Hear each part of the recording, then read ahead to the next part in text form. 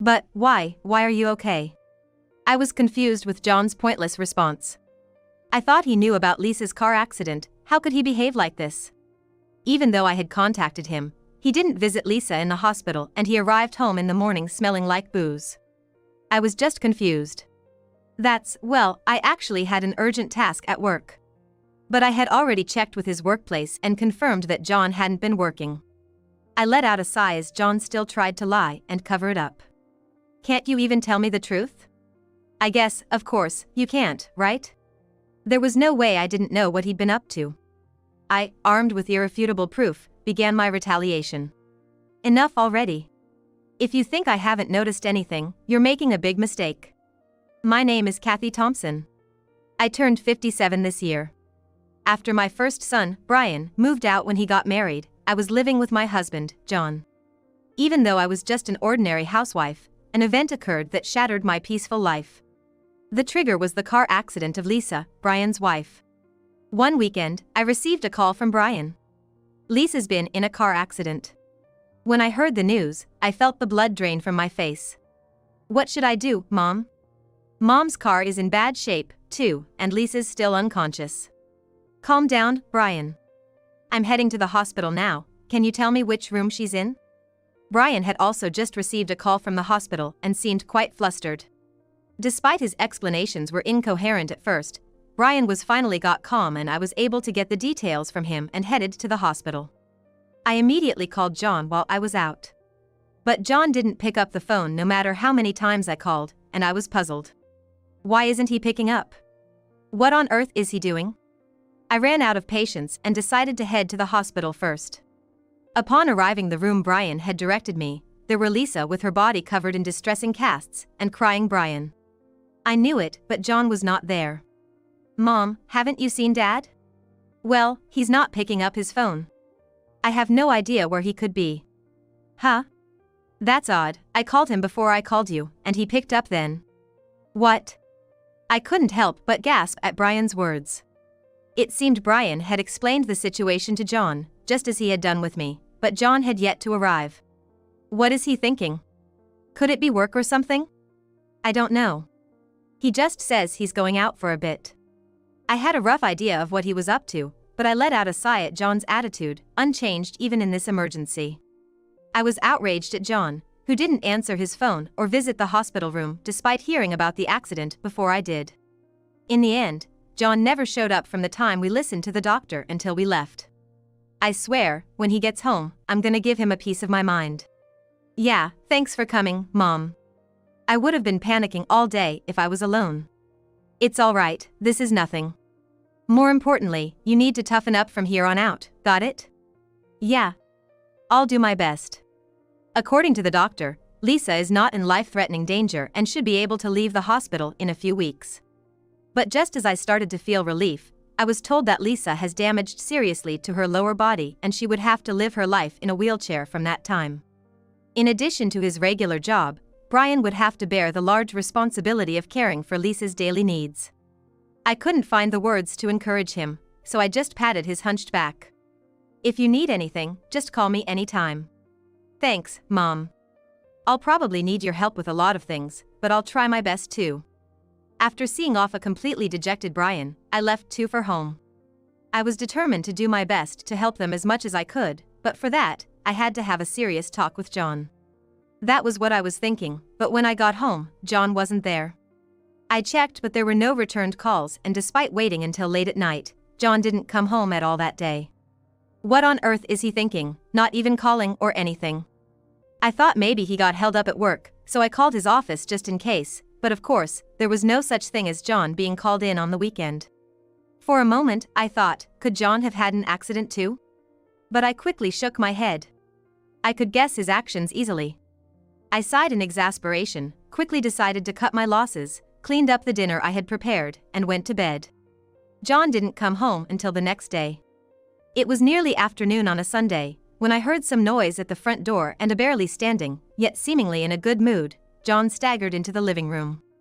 Welcome back. Seems like you had a great time. Huh? What? Kathy? Why are you here? Why shouldn't I be in my own house?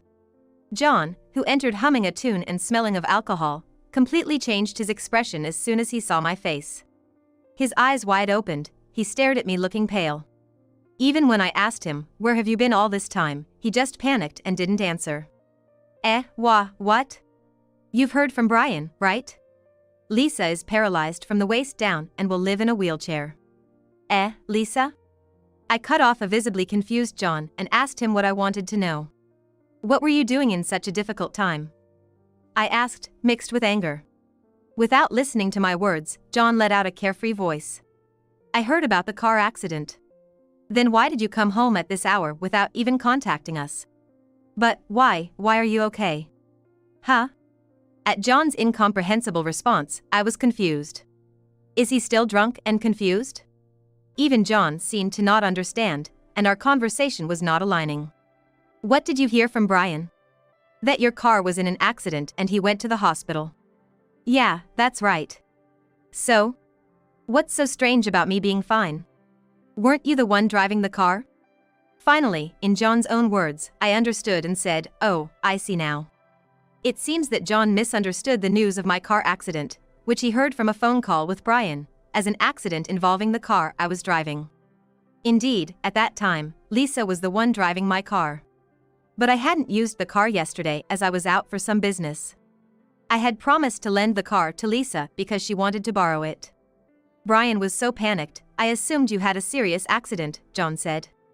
You've received calls from me, haven't you? What about that? Didn't you check? I thought Brian had used your cell phone to call me. He seemed very panicked, so I assumed he was calling multiple times because of that. The more I listened to John's explanations, the more it didn't add up, causing me to furrow my brow. It seemed odd that he would ignore a panicked Brian, knowing that there had been a serious accident, and not answer the phone. He also didn't come to the hospital, despite misunderstanding that I was the one involved in the accident. On top of that, he acted irresponsibly by going out to drink and only coming home the next afternoon. As I struggled to understand what John was thinking, he watched my face and remained silent. So, when you thought that it was not Lisa but me, your wife, who had the accident, what were you doing and where were you? I actually had an urgent task at work. I called your office too. Because you wouldn't answer your phone. There was no work for you, was there? Seeing John mumble and fumble with his words trying to lie and cover up, I sighed. Can't you even tell the truth? But, I guess you can't, can you? What are you talking about? I can clearly tell where and what you were doing yesterday. What are you talking about? I was not at the office, but at a colleague's house. Enough. If you think I haven't noticed anything, that's a big mistake. I took my phone and showed John a picture attached in an email. It was a picture taken last night when he was out. The picture clearly showed where he was, what he was doing, and who he was with. Seeing it, John's face turned pale. Why do you have such a picture? It's a convenient world, isn't it? Even husband's infidelity investigations are undertaken. That picture was part of the investigation report I received this morning from the detective I had hired. I couldn't thank the detective enough for getting in touch immediately, stating that they had finally caught John out. I've known for a long time that you've been unfaithful. No. I wasn't unfaithful. It's a misunderstanding. I knew you'd lie and claim your innocence. That's why I endured until I had clear evidence. For about half a year, I've been quietly preparing for a divorce without letting John find out.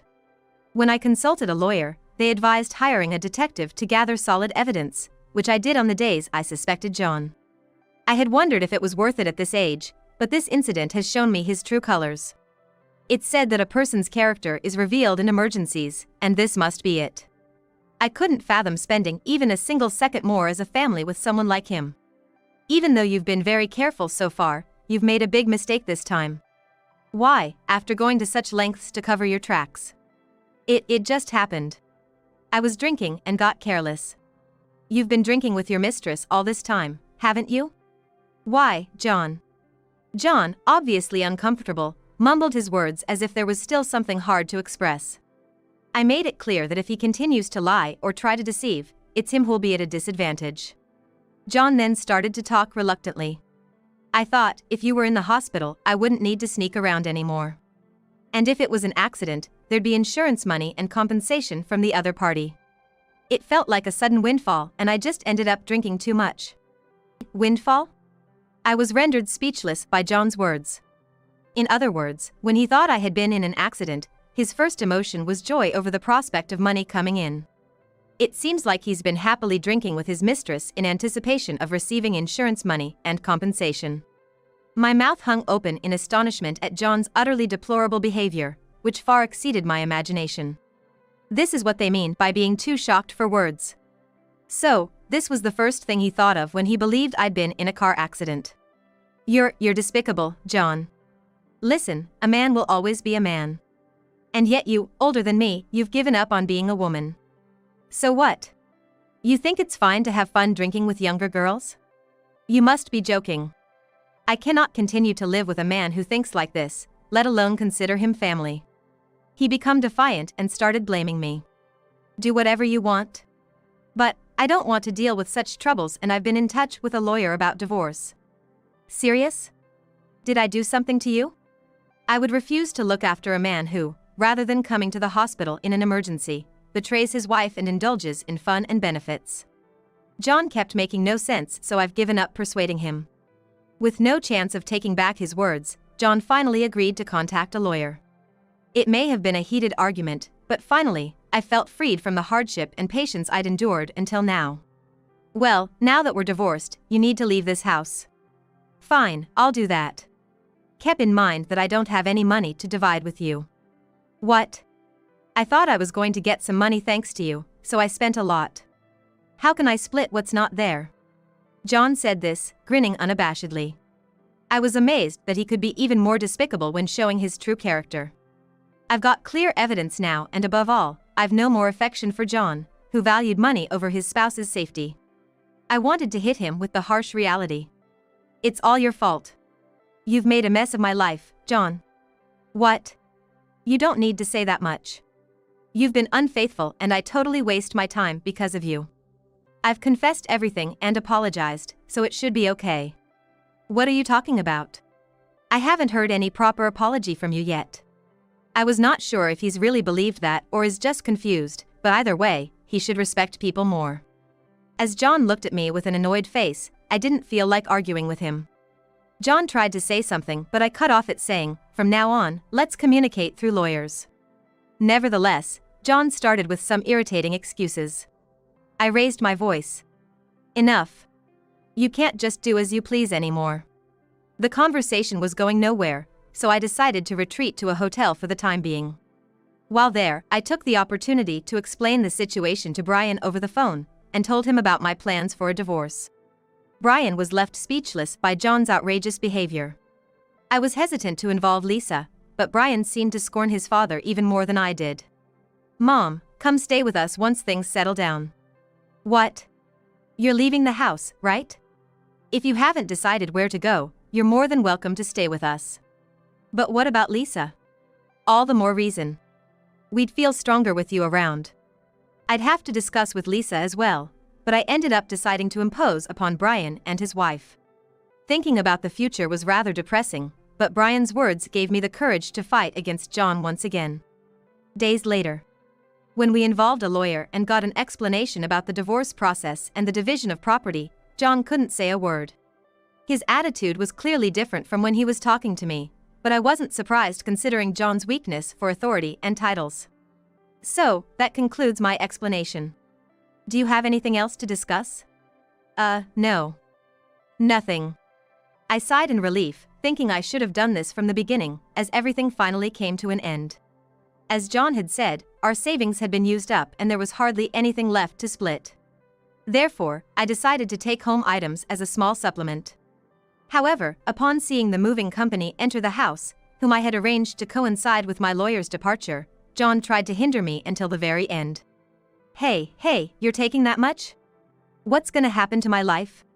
Hey, you can't complain. We've discussed through the lawyer. We use those things as a family, I have rights too. You're the one who betrayed this family, don't you get it yet? As our possessions, large and small, were carried out, the house began to feel more spacious. Seeing this, John seemed to panic, worried about his future livelihood, and started to complain. He was particularly noisy when they were about to take away expensive items, like the microwave and refrigerator, that had just been replaced. I paid for those. I have the right to use them. Don't just take them away. I paid for half of them. Besides, you can't even cook, they would be wasted on you. John, who could barely prepare frozen food to be heated in the microwave, wouldn't use these things even if we left them. I've taken these items to use with Brian and Lisa would be more meaningful, so I took all the kitchen items. John was a pain, clinging on to the end. I knew he wouldn't easily agree to a divorce, as he was inherently incompetent at life.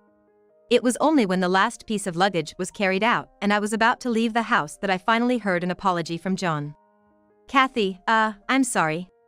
I see. I intended to separate my home life with you from my love life with my mistress.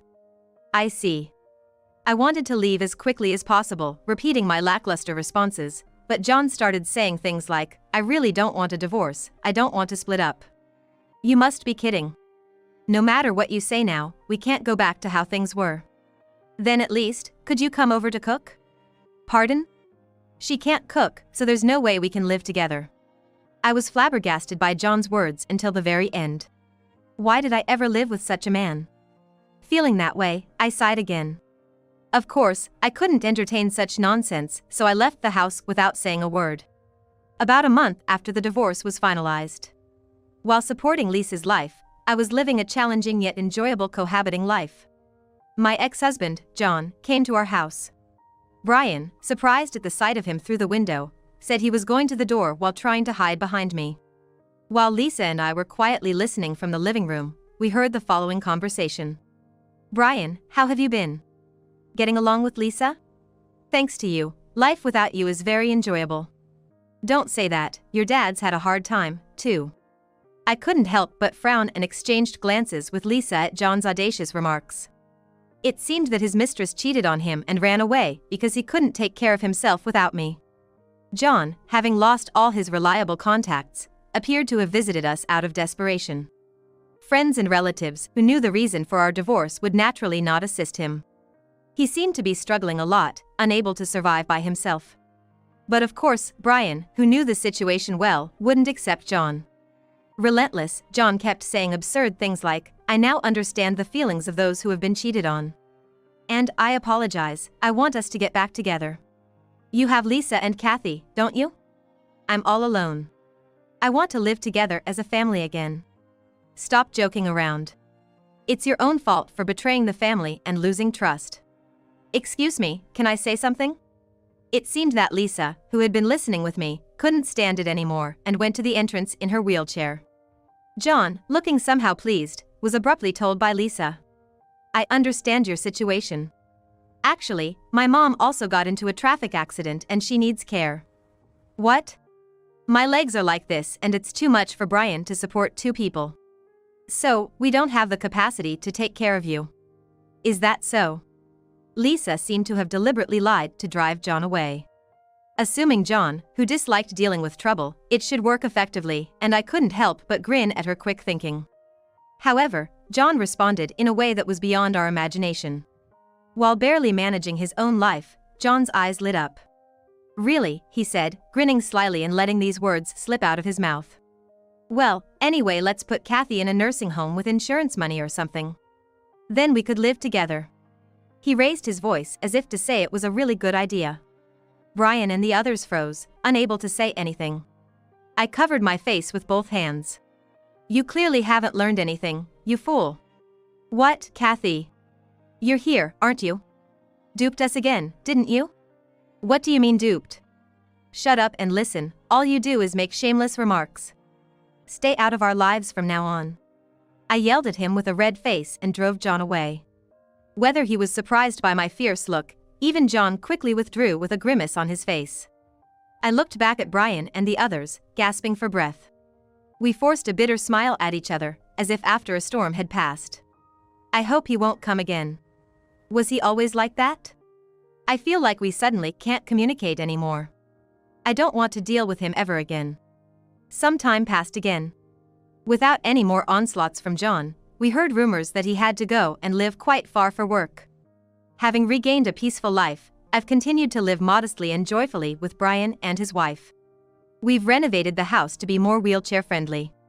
Lisa's rehab went well, and although it was slow, she recovered enough to walk without a wheelchair. It was a recovery so miraculous, even the doctors were surprised. Once I can walk more, I'll take care of you, Kathy. Thanks, but you're getting ahead of yourself. I'm still going strong. Lisa's scars, which were said to possibly remain after the accident, are now completely healed. Once she's recovered more, we've set a goal of going on a trip as a group of 3. We plan to go to a famous national park that Lisa has been wanting to visit, probably something like Yellowstone. With a goal in mind, Lisa's motivation has skyrocketed. While supporting her dedicatedly with Brian, we are leading a lively life. This is a very ordinary and healthy family, and it is also my happiness.